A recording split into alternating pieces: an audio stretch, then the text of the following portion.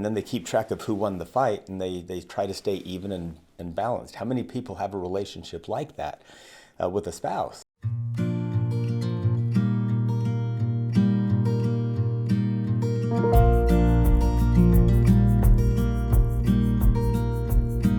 Okay, today we're going to talk about communication skills, and this is such a common theme in the clinical office where I've spent the last 35 years helping people communicate in a way that they can be understood clearly and really get down to the bottom of solving problems. Really, it's just 3 or 4 skills. Speak clearly about one issue, one argument at a time. Number 2, listen to understand, to not respond. And then number 3, reflect back with accurate empathy. Reflect back and share that you are validating them and understanding them. I'm going to walk you through an exercise here where I'm going to have a live argument. And there is a couple of guys that just argue viciously, really just a one-upmanship until somebody wears out and gives up. And then they keep track of who won the fight, and they try to stay even and balanced. How many people have a relationship like that with a spouse? My hope is not too many of you. So we're going to show you how to do it correctly and incorrectly on these really specific issues, okay? So you ready? Okay, here we go. You know, you're super irresponsible with money, and like, I don't understand how you can be that irresponsible. It makes absolutely no sense to me. You spend, it's like you don't even care about like the goals that we have. You don't care about some of the things that we've decided we wanted together. You don't really seem to understand me at all, and you don't even seem to try. In fact, I don't think that we're even friends. I think sometimes you treat me like a stranger, like you treat me worse than a stranger. You know, and so I don't know. I just don't understand. I don't know what you don't understand. Like, I bring in some money and I spend it. Like, it's mine. I don't understand what you have to do with it. And our friendship isn't like part of it. Our friendship isn't part of the money. I don't understand why in fact, you always seem to talk about like this friendship thing. And so what I'm hearing you say is that you think that you should have everything and I should have nothing. And I think that's dumb. I don't even understand why you think that us having like goals towards travel or goals towards going into business together, I don't know like why you think you get to control me just because in fact, I don't like how you control me all the time anyway. I don't know, it's almost like the only thing you care about is power and control, and the only thing you care about is being right. And you don't ever even listen to me. See, that's what I'm talking about. You just go on and on about how I don't care. The only reason I'm having this conversation is because I care.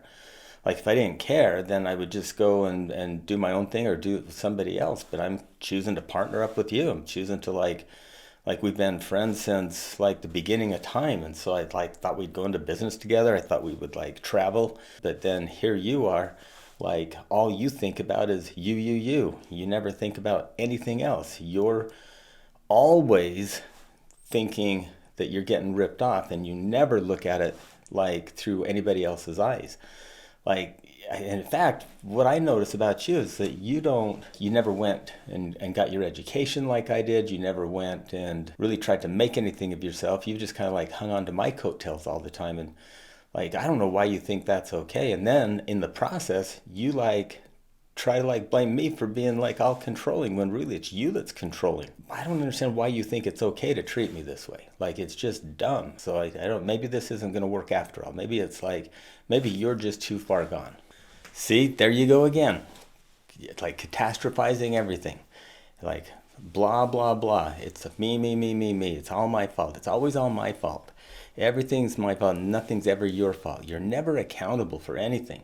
Oh, it gets so boring and old. It gets old arguing. You gaslight. You're a narcissist. Like, I swear, you're the most narcissistic person I've ever met. I don't think I've ever met anybody that gaslights as much as you. And I'm going to talk with people about you. I'm going to make sure that people understand that you're just like, you're not somebody to go into business with. You're probably not even somebody that's like super friendly that people can really even get along with. And it's been like that since forever. I always watch out for you. I always go to bat for you. Ever since we were kids, I went to bat for you. I can't believe that like you don't have any loyalty back. Holy smokes. I'm done. I'm out. Yep, there you go. I knew it. You're out. You're done. As soon as it doesn't go your way, you take your toys and go home. As soon as it gets hard, you're out. Well, fine. I'm out too. Done. So, in that argument, do you remember what they were even arguing about? Like, probably not. How many times in your relationship has it got to where towards the end of a fight, you don't even remember what the fight started as? And you're definitely not talking about what it started as. It started as how they pool money together and resources together, and one person thought it was unfair and the other person felt misunderstood. We've covered a lot of ground there, but definitely didn't get anywhere. Just kind of a lateral push, and it could escalate it to fist fights. It could escalate to screaming. It could escalate to swearing at each other, character assassinations. And I want you to notice that's what a lot of us do. That's what a lot of us couples do, is we start with something, and then next thing you know, we've evolved into like 25 topics. Okay? Now we're going to do it correctly. I'm going to show you a way to like use I statements, be accountable, listen to accurately understand, and not listen to respond. And this should feel a lot better watching. So I want to talk about how we're managing money.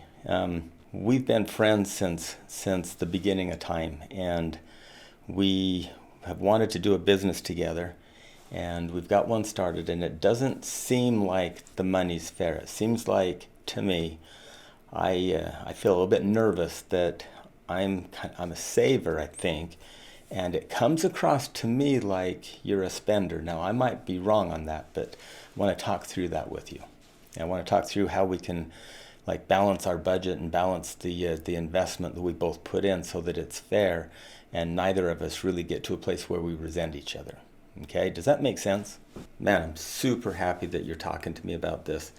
What I'm hearing you say is that you're a little worried that as you've watched me, you feel that this nervousness that maybe my spending habits are so different than yours that it'll become maybe unbalanced or unjust, and there'll be a resentment or kind of a wedge put between us because of that. And that's making you nervous, and you want to somehow figure out a way that we can budget our investment dollars so that it's fair and that we can both feel like we got each other's back. Yeah, you understand me pretty close. And just add one thing to that. I've been in relationships in business before where it got super imbalanced, and like because I like to save and I like to see money grow, and I'm not I don't have a lot of expensive hobbies, and I don't I don't really spend money on a lot of things because I enjoy seeing it in a bank and I enjoy seeing it grow, and I enjoy staying out of debt. So in this other business relationships where it got so imbalanced, there was a resentment on both sides, and I felt nervous all the time, and the other person I was in business with stated that they felt like they were handcuffed all the time, like they couldn't really spend and do what they wanted because they were so nervous about how little I spent and how like judgmental I would come across. And I just don't want to have that relationship with you. And so I'm hoping that we can work through this. Ooh, yeah, that makes a lot of sense. And by the way, that must have been really painful in that other relationship. That must have been painful. And it must be maybe triggering some of the things that I do. And I can understand how that would be triggering because I do have some expensive hobbies, like the photography stuff that I do.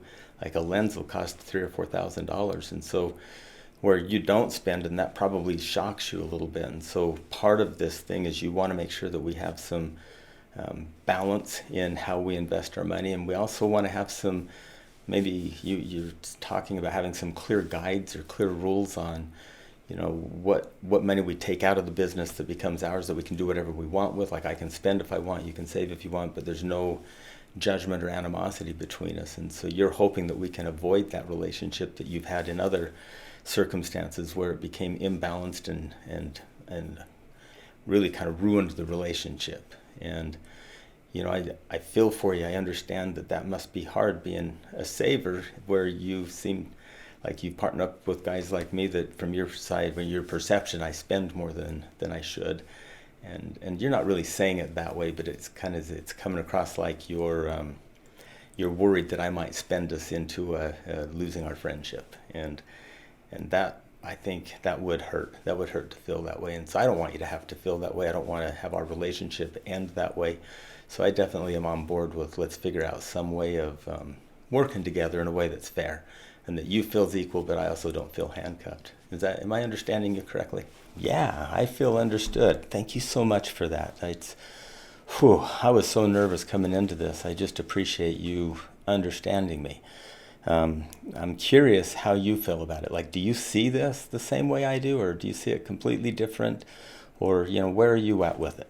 Now, what you'll notice is they stayed focused on one topic. They reflected back until they felt understood. They each took a turn. They used I statements like, I feel nervous, instead of, I feel like you make me nervous. So I statements can be pure, or they can be gotcha sabotaging. I feel nervous when this happens. I feel nervous when you spend money irresponsibly through my eyes. Versus, I feel like you're a poor money manager. See, I feel at the beginning only matters if you actually share a feeling and own it and be accountable for it. I feel you isn't an appropriate way to look at it. Like, I feel like you're a terrible money manager. I feel like you don't care about me. I feel like you don't even care about our relationship. Isn't feeling statements. I feel like going to Walmart's not a feeling statement. I feel sad that we are fighting. I feel sad that it seems like we're not able to communicate.